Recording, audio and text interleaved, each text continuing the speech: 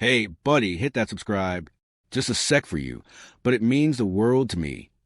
I woke up on what was supposed to be the proudest day of my life, my son's wedding day, expecting laughter, cameras, and that calm before the storm feeling. Instead, I woke up to a sound that didn't belong in a house like ours. It wasn't loud crying. It was worse than that. It was muffled, controlled, the kind of sound someone makes when they're trying not to fall apart. It was coming from the bathroom. When I pushed the door open, the world tilted. My wife was on the floor, knees tucked in, hands frozen against her head, like she didn't trust herself to move. The tile around her was littered with long strands of platinum hair. Her hair, spread like something had exploded. On the counter sat a hair clipper, still buzzing faintly, warm like it had just been used. Next to it was a folded note, written fast, careless. Mom looks too old. I helped her look younger for the wedding video. That was the moment it hit me. This wasn't a mistake. This wasn't some emotional breakdown or last-minute panic. This was planned. This was staged. This wasn't a wedding. It was content. I dropped to my knees beside her. She wasn't screaming. She wasn't sobbing. Her hands were shaking as they moved over her bare scalp, like her brain hadn't caught up with what her body already knew. That hair had been part of her for decades, since the broke years, since early mornings when she worked crossing guards and came home exhausted, since the day her mother died and she promised herself she'd never cut it again. And now it was gone in minutes, for views. "I'm sorry," she whispered. "Maybe I really do look old." That line hit harder than the clippers ever could, not because of vanity, but because she blamed herself for someone else's cruelty. I wanted to speak, but I didn't trust my voice. The room felt too calm, too neat, towels folded, window cracked just right. This wasn't chaos. This was choreography. Then I saw the phone, face down on the counter. I flipped it over. The recording app was still open. A live stream had ended less than 10 minutes earlier. I checked the connected devices list. One camera was still active. I followed the wire behind a stack of towels and found it, small, hidden, angled perfectly toward the mirror, toward my wife's face. That's when I knew for sure. This wasn't just cruel. It was scripted. I pulled the battery out and slipped the camera into my pocket, locked the bathroom door. Not because it fixed anything, but because for 5 seconds it made me feel like I could protect her. Outside, the mansion was waking up. Staff moving quietly. Flowers everywhere. Everything looked picture perfect. I wrapped my wife in the thickest robe we had and told her she didn't need to go anywhere. "Let me handle this," I said. She nodded, but her grip on my hand said she didn't believe the world was safe anymore. When I stepped into the hallway, I heard her crying again, not loud, just enough to carve something permanent into my chest. As I walked toward the groom's suite, I felt something cold settle in. Not rage. Focus. The same feeling I used to get when systems failed offshore, when yelling wouldn't save anyone, but precision might. I stopped near the door. Inside, I heard laughter. Zoe's voice. Sharp. Confident. Jack's voice, lower, rushed. "If it goes viral," Jack said, "it's worth it." Zoe laughed. "Relax. Old people always forgive." That wasn't a joke. That was a belief. I walked away before they saw me. Not because I was scared, but because confrontation wasn't a move yet. They thought this day was under their control. They thought silence meant permission. They had no idea how wrong they were. I went back to my wife's room and sat beside her. She looked calm, but it was the kind of calm people get when they're too tired to panic anymore. I finally understood something clear as day. If I exploded right now, she'd be the one paying the price again. And I wasn't about to let that happen. They wanted drama. They wanted chaos. I decided to give them something colder, because some doors don't slam shut. They close quietly and lock forever. They thought the wedding would make them rich. They had no idea I was about to shut down every single escape they were counting on. When I left the bedroom, my wife had finally drifted into a light, restless sleep, not the kind that heals, just enough to keep the pain from screaming for a moment. I closed the door so gently it barely made a sound. Right then, silence felt like the only thing still under my control. The hallway carpet was thick, swallowing my footsteps. Every step felt deliberate now, like I was walking through a system I finally understood. I didn't feel the urge to yell anymore. That urge burns hot, but dies fast. What I needed was a full picture, every angle, every motive, especially one question I couldn't shake. How my own son stayed silent through all of this. As I passed the honeymoon suite, Jack's voice stopped me cold. It wasn't the tone he used with me, or his mother. It was quieter, transactional.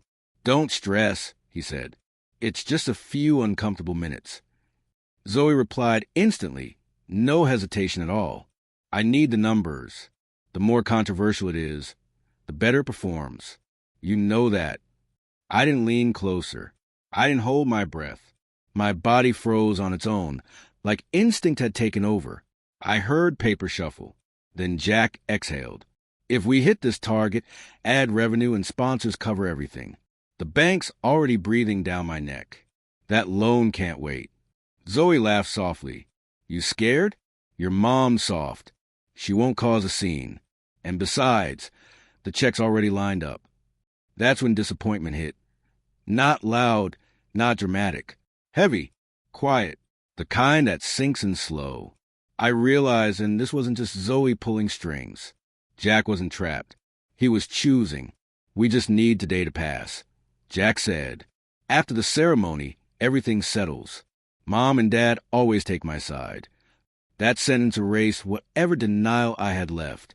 I walked away before the door opened. I didn't want my face to give me away. I needed that calm. Anger would have been easy. This required control. Out on the balcony, the fog from Puget Sound was lifting, sunlight sliding across stone columns and flower arrangements that looked straight out of a catalog. Everything was too perfect, almost fake. I leaned on the railing and thought back. Long nights offshore, Nancy handling life alone while I wired money and called it love. I taught Jack how to calculate risk, how to win. I never taught him when to stop. That mistake was on me. A staff member passed and nodded. I returned it. No one knew that just a few rooms away, something irreversible had already been set in motion. I went back to Nancy's room. She was still asleep, turned toward the window. The curve of her bare head caught the light, softer now, but the hurt was still there. I didn't wake her. I just stood there a moment, reminding myself who this was really for. In my pocket, the small camera felt heavier than it should have. Such a tiny thing, yet enough to expose an entire mindset. I placed it on the table and didn't turn it on. I didn't need to. What I heard was already louder than footage. This wasn't impulsive. This wasn't careless. This was calculated. I stepped back into the hallway with a plan. The reception area was filling up. Polite laughter. Low chatter. Someone called a dream wedding. I didn't correct them. In my head, one question kept looping. If I speak now, who gets hurt more, Nancy or my pride? The answer was clear. For Zoe, attention was currency. For Jack, money was survival. For me, the only thing left to protect was dignity. I pulled out my phone and made the first call. The family lawyer. Same man we'd used since Jack was in high school. Cancel the old plan. I said, I need a different option. Today, he didn't ask questions. Just said, understood. When I hung up, my breathing slowed. Not because it was over, but because I'd stopped pretending. Music testing started outside. The ceremony clock was ticking. I stood still, listening, then looked back at Nancy's door. She was separated from the stage they'd built using her pain, and that was exactly how it needed to be for now. I wasn't standing in the role of a hopeful father anymore. I was stepping into something colder, cleaner. Back in the bedroom, Nancy was awake, sitting upright, eyes fixed on nothing. When she saw me, she didn't ask what I'd heard. Some answers don't need words. I won't let them turn this into entertainment, I said. But today you need to trust me. She nodded, not weak, not strong, just tired, honest. I opened the closet and pulled out a small wooden box I'd carried to formal events for years without ever opening. Inside was a silk scarf I bought on a business trip, subtle, classic, no flash. I wrapped it around her head slowly, carefully, not to hide anything, to restore order. She looked at herself in the mirror, exhaled. "I'm okay," she said. This time I believed her. I stepped out again. Now it was time for precision. I walked to the side hall where reception was strongest and called the bank. The voice on the other end knew me well. "I need to stop the transfer," I said. A pause. Then, "I'll handle it." No drama. Systems don't need emotion, just commands. Next call, the lawyer again. This one took longer. Every dollar intended as a wedding gift would be redirected, locked into a trust. Nancy's name only. No shared access. No loopholes. And I wouldn't control it. I checked the time. Less than 2 hours to the ceremony. Enough. As I walked back, I noticed something else. New faces. Equipment stationed in corners. I was waiting not for vows, but for moments. A technician dropped his badge. I picked it up. It wasn't an event company. It was an online media channel. That's when it clicked. Zoe wasn't just filming the wedding. She was turning the whole day into a live show. I looked out over the garden. Cameras hidden behind planters. Cables disguised under rugs. All legal. All approved. Just not by the woman whose dignity had already been sold once that morning. I went back to warn Nancy. She asked only one thing. "Are you sure?" I nodded. "I've never been more sure."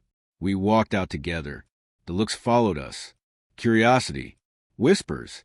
The scarf didn't make her smaller. It made the silence heavier. Zoe froze when she saw us, then smiled like a pro. Jack didn't look surprised, just tense. I didn't greet them. I led Nancy to the front row, where she should have been all along. They thought everything was ready. They had no clue the financial doors were already locked. And they definitely didn't know what I was about to do when the cameras turned on. They thought the ceremony was the climax. They had no idea the real reveal was waiting. Live, uncut, and impossible to take back. The ceremony started exactly on time. Of course it did. Everything always runs on schedule. When people think they're in control. Music floated across the garden. Not too loud, not too soft. The fog over the bay had burned off completely, leaving the water smooth and reflective, like a mirror waiting to show people who they really were. I sat beside Nancy and matched my breathing to hers. Slow, even, grounded. She wasn't trembling anymore. She was present. Zoe entered first, soaking the applause like oxygen. She walked slow on purpose, turning just enough so every camera caught her good side. Jack followed, adjusting his tie, scanning faces. When his eyes passed over Nancy, they paused for half a second. No guilt, just math. The officiant spoke about love, unity, sacrifice. The words floated by, harmless and empty. I wasn't listening anymore. I was counting beats, waiting for the moment Zoe had planned to shine. It came right on cue. When it was time for speeches and gifts, Zoe stepped forward, phone already raised, streaming live. Her smile was soft but practiced. The kind influencers learn early, the kind that doesn't reach the eyes. "Thank you all for being here," she said. "Today isn't just our wedding day. It's a special moment for our family." She turned toward me. Jack leaned slightly in my direction, a silent reminder. Play your part. Smile. Pay up. I stood. The air shifted instantly, not because I spoke, but because I didn't. Silence stretched longer than comfort allows. Nancy took my hand, not to stop me, just to anchor herself. "I'll be brief," I said into the microphone. My voice was calm. "Flat. Today, I was asked to give a gift." Zoe's smile widened. She tilted the phone for a better angle. Jack exhaled like the plan was rolling smoothly. However, I continued. "Before I do that, I think everyone here, and everyone watching, should understand what that gift was really paid for." A ripple moved through the crowd. Confusion. Curiosity. The cameras adjusted on instinct. I nodded once to the technicians. The lights softened. The screen behind us came to life. I didn't look at it right away. I looked at Nancy. She gave me the smallest nod. That was enough. The first clip played. No music. No edits. Just raw footage. A bathroom door opening. A shadow stepping inside. The sound of clippers turning on. The moment was quick, cold, and unmistakable. Gasps filled the space. Some people turned away. Others froze. On Zoe's phone, comment exploded too fast to read. Her smile cracked, but her hand didn't lower the phone. I said nothing. The screen shifted again. This time, no video, just audio. Jack's voice. Clear, familiar. If it goes viral, it's worth it. Mom soft. The check is already prepared. No names. No context. None was needed. Jack stepped forward, then stopped. Zoe turned toward me, lips parting, trying to find a laugh to save herself. It didn't come. Cameras that had been hers seconds earlier now swung back toward them.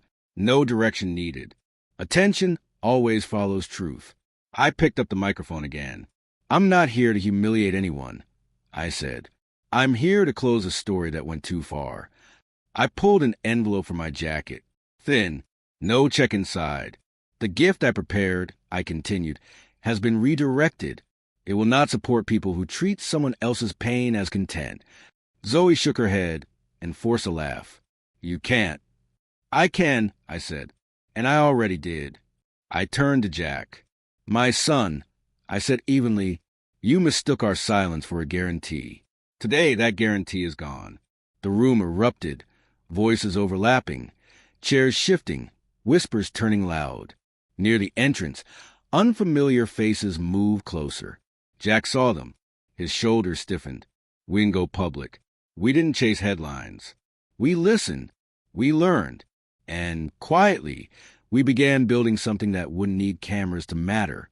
A year later, in a small house near downtown Seattle, we opened a support center for older adults hurt inside their own families. No big sign. No grand opening. Just chairs, tea, and space to speak. Nancy let her hair grow back differently, short, intentional.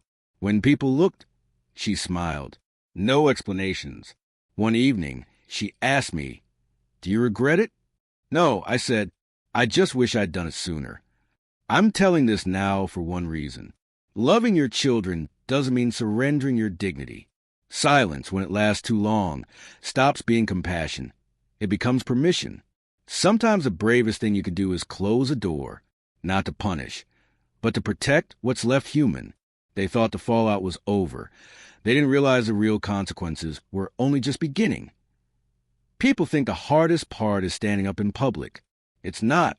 The hardest part comes after, when the noise fades, the cameras shut off, and you're left alone with the damage. The morning after the wedding, that wasn't. The house felt unnaturally quiet. No notifications buzzing. No calls blowing up my phone. Just the soft clink of a spoon against a mug as Nancy stirred her tea. The silence wasn't peaceful yet. It was raw, like a wound still deciding whether it would scar or heal. News travels fast, even when you don't chase it. By noon, clips from the ceremony were everywhere. Cropped, reposted, argued over. Some people called me a hero. Others said I had gone too far. I didn't read the comments. Nancy didn't either. The internet can't tell you who you are. It only shows you what people project onto your pain. What did reach us were the consequences no one could edit. The bank called first, not to argue, just to confirm. Transfers frozen. Accounts flagged. The system had done exactly what it was designed to do when trust breaks. That call ended in under a minute. No drama, just reality. Then the lawyer, calm voice, clear words. They're asking about reversing it. No, I said, that decision's final. There was a pause, then understood. That word again. It carried more weight than any apology I hadn't heard. Jack didn't call that day, or the next. When he finally did, 3 days later, his voice was tight, controlled the way people get when they're trying not to sound desperate. You didn't have to do that, he said. I let the silence stretch. Not to punish him, just to let the truth breathe. You didn't have to do what you did either. I replied. He tried logic next. Numbers, reputation, damage control. He talked like this was a business disagreement gone wrong. Zoe's voice floated in the background once or twice, sharp, impatient. At one point he said, "You embarrassed us." That's when I knew we were speaking different languages. You embarrass your mother, I said. I just stopped pretending it didn't matter. The line went dead. Nancy listened from the doorway, not interrupting. When the call ended, she didn't cry. She didn't smile. She just nodded, like something heavy had finally landed where it belonged. The next few weeks were strange. We went back to routines, grocery shopping, walks by the water, quiet dinners.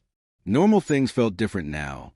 Lighter, not because nothing hurt, but because nothing was being swallowed anymore. People we barely knew sent messages. Some thanked us. Some shared their own stories. Parents, grandparents, people erased slowly inside their own families. That's when we realized what had really gone viral wasn't the wedding clip. It was permission. Permission for people to say, "This happened to me too." Nancy started meeting some of them for coffee. No advice, no speeches, just listening. I watched her reclaim space, without anger, without fear. Her hair grew in soft at first, then stronger. She cut it short on her own terms. One evening, as the sun dipped low, she said, "I don't want to be remembered as the woman this happened to." I understood immediately. That's how the idea formed, not overnight, not dramatically, just a small, steady thought. What if silence didn't get the last word this time? We found a modest house near downtown. Nothing fancy. Good light, easy to reach by bus. We set up chairs, a kettle, and a sign-in notebook with no last names. People came slowly at first, then more. Stories poured out, not loud, not chaotic, just heavy with years of being ignored. Nancy didn't lead. She sat with them. Meanwhile, Jack and Zoe's world tightened. Sponsors backed off. Deals stalled, not because of outrage, but because brands hate unpredictability. Attention cuts both ways. Once the narrative slipped out of their control, the numbers stopped looking so good. Zoe posted through it, smiling, reframing, spinning. Jack went quiet. The difference told me everything. One afternoon, Jack showed up at the house. Alone, he didn't come inside. We stood on the porch, the air thick between us. He looked older, not tired, cornered. "She's blaming me," he said. I didn't respond. "She says I should have stopped it." I met his eyes. "You should have." That was it. No lecture. No rescue. Some lessons don't come wrapped in comfort. After he left, Nancy stood beside me. "That was hard," she said. "Yes," I answered, "but it was necessary." That night, she slept deeply for the first time in months. I realized in something important. Justice doesn't always roar. Sometimes it just removes support and lets people stand on what they built. Weeks turned into months. The center grew. Quietly. Effectively. No press. No branding. Just presence. One afternoon, Nancy asked me, "Do you think they'll ever understand?" I thought about it for a long moment. "Maybe," I said, "but understanding isn't the goal anymore." The goal was peace. And for the first time in a long while, we had it. We thought the story was settling down. Then one unexpected visit changed everything and forced a final line to be drawn. Just when life starts to feel steady again, that's usually when the past knocks. Soft at first, like it's hoping you won't answer. It happened on an ordinary afternoon. The center was quiet. Nancy was in the back room, pouring tea for an older woman who'd come in shaking, like she expected someone to tell her she was overreacting. I was fixing a loose hinge near the door when I felt it. Someone standing behind me. I didn't turn around right away. I already knew who it was. Zoe's reflection caught my eye in the glass. No camera, no phone held high. Just her. She looked smaller without the performance. Tired in a way filters can't fix. "I just want to talk," she said.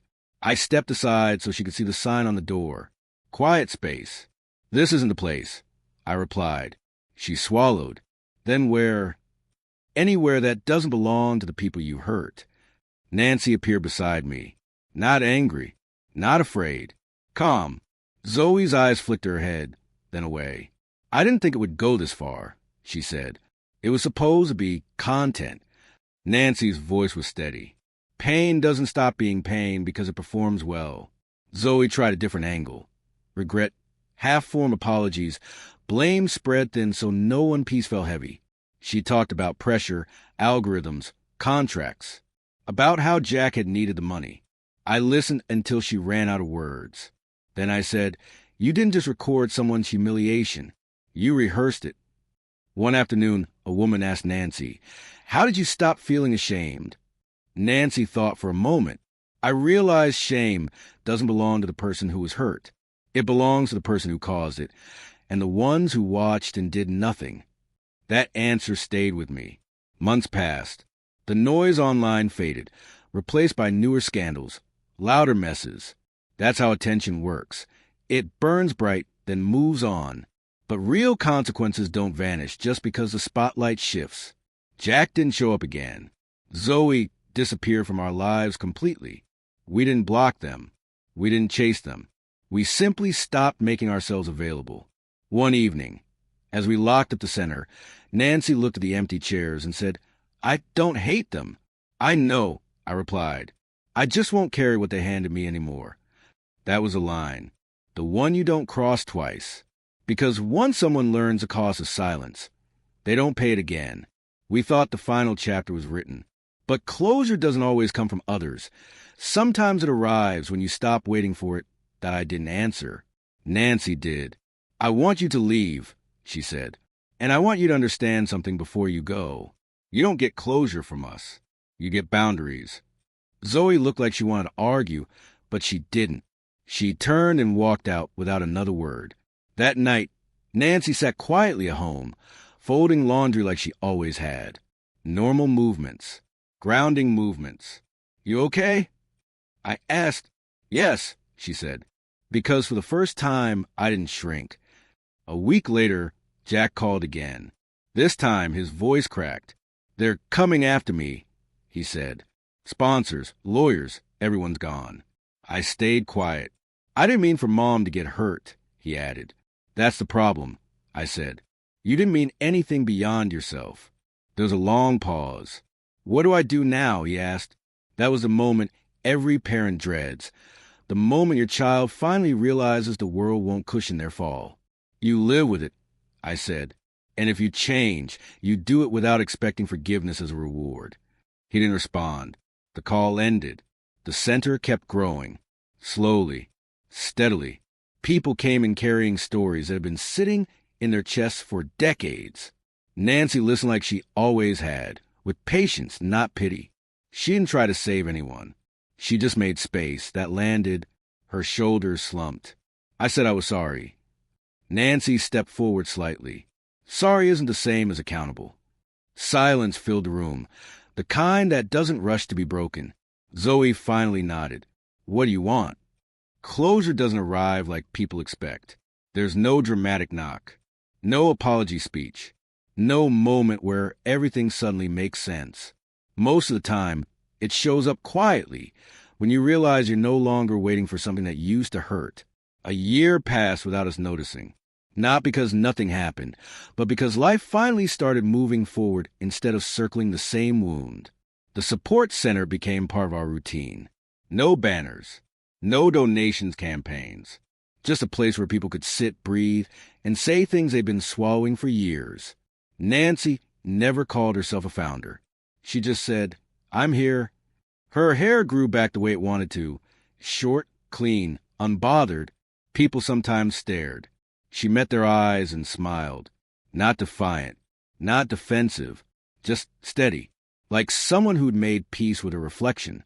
One evening, as we locked up, a man stopped us at the door.